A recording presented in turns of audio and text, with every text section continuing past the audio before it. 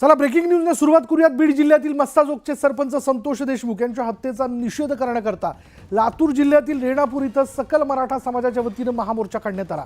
सर्व आरोपींना तात्काळ अटक करा, प्रकरण फास्ट ट्रॅक कोर्टात चालवा, अशा विविध मागण्या ज्या त्या मोर्चामध्ये करण्यात आल्यात। विशेष म्हणजे या मोर्चामध्ये दिवंगत सरपंच संतोष देशमुख यांची दोन्ही मुलंही सहभागी झाली होती।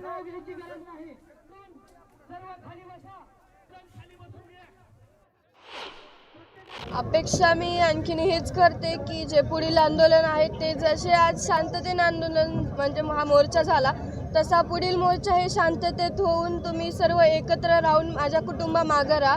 जसे आज आम्हाला आमचे वडील पोरखे करून गेले, तसं तुम्ही कोणी आम्हाला पोरखे करू नका आणि सदैव आमच्या पाठीशी राहा आणि लवकरात लवकर माझ्या वडिलांना न्याय मिळवून द्या। या मोर्चाच्या माध्यमातून संतोषांना देशमुख यांचे जे मारेकरी आहेत त्यांना कठोर शासन व्हावं। आतापर्यंत शासनानं संतोषांनाला जाऊन 18 दिवस झाले, कुठलाही निर्णय घेतलेला नाही। आज 18वा दिवस असताना 3-4 आरोपी अटक केलेले आहेत। उर्वरित आरोपी लवकरात लवकर अटक करावे, त्याचा मास्टर माइंड कोण आहे त्याला लवकरात लवकर कठोर शासन व्हावं, ही शासन दरबारी हा जन आक्रोश आहे। हे लोकांचा आता म्हणजे अंत पाहायची वेळ शासनानं बघू नये, कारण लोकांचा अंत आता संपत आलेला आहे। रेणापूर पासून ही टिनगी जी पेटलेली आहे, महाराष्ट्र पेटायला आता वेळ होणार नाही। अधिक तपशील आपण जाणून घेणार आहोत। तुमचे प्रतिनिधी नितीन बनसोडे आपल्या बरोबर आहेत। नितीन, आता या प्रकरणाला 18 दिवस पूर्ण झालेले आहेत आणि अर्थात न्यायाची अपेक्षा, कारवाईची अपेक्षा आहे, त्याच अनुषंगाने आजचा हा मोर्चा म्हणायचा का? देशमुख यांची हत्या झाल्यानंतर महाराष्ट्रामध्ये या संतापाची लाट उठलेली आहे। त्याचप्रमाणे लातूर जिल्ह्यात देखील ठिकठिकाणी दररोज वेगवेगळे आंदोलनं होताना पाहायला मिळत आहेत। त्याच पद्धतीने आज रेणापूर येथे महामोर्चाचं आयोजन करण्यात आलं होतं आणि विशेष म्हणजे या मोर्चामध्ये मयत संतोष देशमुख यांची मुलगी वैभवी आणि त्यांचा मुलगा विराज हे देखील प्रामुख्याने सहभागी झाले होते आणि या सगळ्यांनी मिळून एक महामोर्चाचं आयोजन केलं होतं। महामोर्चा काढण्यात आलेला होता आणि लाखोंच्या संख्येने मराठा बांधव या मोर्चामध्ये सहभागी झाले होते। मराठा बांधवाची जी शिस्त आहे मोर्चा काढण्याची, ती शिस्त देखील यावेळी पाहायला मिळाली आणि ज्या शिस्तबद्ध पद्धतीनं आणि शांततेत त्या मोर्चाचं आयोजन करण्यात आलं होतं, त्याच पद्धतीनं शांततेत हा मोर्चा पार पडलेला आहे आणि माझ्या वडिलांना न्याय द्यावा अशी मागणी वैष्णवी देशमुख यांनी केलेली आहे आणि त्यासोबतच सकल मराठा समाजाने आमच्या सोबत राहावं अशा पद्धतीची मागणी देखील या वैष्णवी देशमुख या मुलीने केलेली आहे आणि अशा पद्धतीने पाहायला गेलं तर लातूर जिल्ह्यामध्ये वेगवेगळे आंदोलनं होताना पाहायला मिळतात आणि त्याचाच एक भाग हा लाखोंचा मोर्चा आपल्याला या ठिकाणी पाहायला मिळाला।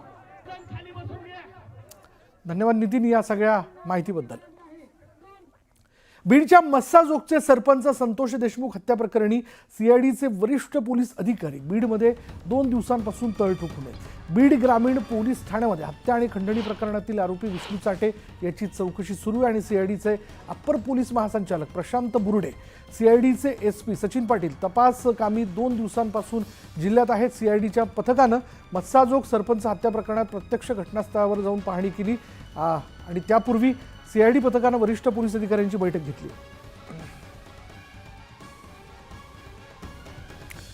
अधिक माहिती आपण जाणून घेणार आहोत। आमचे प्रतिनिधी सुरेश जाधव आपल्या बरोबर आहे। सुरेश, सीआयडीचं पथक काल आणि आज बीडमध्ये तळ ठोकून आहे, म्हणजे काय पातळीपर्यंत आता हा तपास जाऊन पोहोचलाय, काय अपडेट? तपासाला कुठेतरी वेग आल्याचं चित्र पाहायला मिळते।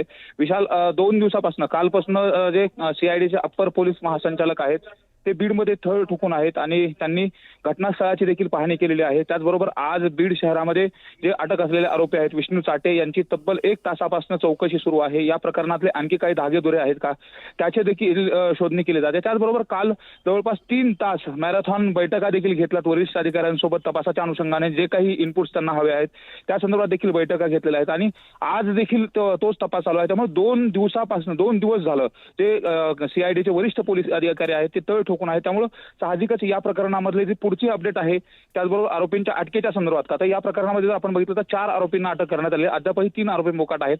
त्या अनुषंगाने देखील आता सीआयडीने जी युद्ध पातळीवरती पावलं आहेत ते देखील उचलल्याचं चित्र पाहायला मिळतंय।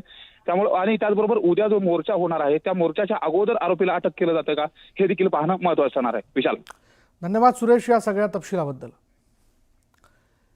मस्साजोगचे सरपंच संतोष देशमुख यांच्या हत्येच्या निषेधार्थ उद्या बीडमध्ये भव्य मोर्चा काढण्यात येतो आणि या मोर्चाची तयारी अंतिम टप्प्यात आलेली आहे. शहरात सर्वत्र बॅनर लावण्यात आलेले आहेत आणि या मोर्चामध्ये सर्वपक्षीय नेते सहभागी होणार आहेत. संतोष देशमुख यांच्या हत्ये प्रकरणाच्या निषेधार्थ बीडमध्ये उद्या मोर्चा निघणार आहे. हा सर्वपक्षीय मोर्चा आहे. माझ्यासोबत सर्वपक्षीय कार्यकर्ते आहेत. काय सांगाल? बीड जिल्ह्याचं नाव माननीय गोपीनाथ मुंडे साहेबांनी अख्ख्या महाराष्ट्रात नव्हे तर देशात नेला होता आणि त्यांना त्या बीड जिल्ह्याची काळीमा फासणारा हा धनंजय मुंडे आहे. त्याच्यामुळे पूर्ण बीड जिल्ह्याचे नाव खराब झालेले आहे. कालच्या मोर्चा निमित्त आम्हाला सर्व जनतेच्या वतीने आम्ही मागणी करणार आहोत की कराड यांच्यावर 302चा गुन्हा दाखल करावा, त्यांना अटक करण्यात यावी आणि जोपर्यंत त्यांना अटक होत नाही तोपर्यंत बीड जिल्ह्याची जनता गप्प बसणार नाही. लोकांच्या भावनेचा पूर्णपणे उद्रेक झालेला आहे. गेले 18 दिवस झालं लोकांचं म्हणणं आहे की 4 दिवसात आरोपी पकडतो, 8 दिवसात पकडतो, 10 दिवसात पकडतो. गेले 18 दिवस झालं तरी या खुनातील मास्टरमाइंड पकडले गेले नाही. या खुनातील आरोपी 4च पकडले, 3 मुख्य आरोपी आणखी पकडायचे राहिलेले आहेत. या गुन्ह्यामध्ये कट रचण्यामध्ये सहभागी असलेले, गुन्हा करण्यासाठी जे सहभागी असलेले त्या आरोपींनासुद्धा 302च्या गुन्ह्यामध्ये सहआरोपी केलं गेलं पाहिजे आणि त्यांची अटक केली पाहिजे. पोलीस प्रशासन कुणाच्या दबावाखाली काम करत आहे हे अख्ख्या बीड जिल्ह्याला आणि महाराष्ट्राला प्रश्न पडलेला आहे.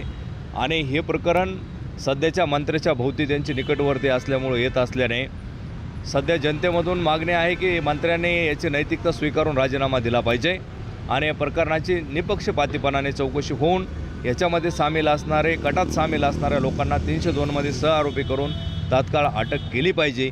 सगळेचे सगळे आरोपी ह्या ठिकाणी अटक केले नाहीत. जे मास्टर माइंड आहे तो देखील अजून अटक केला नाही.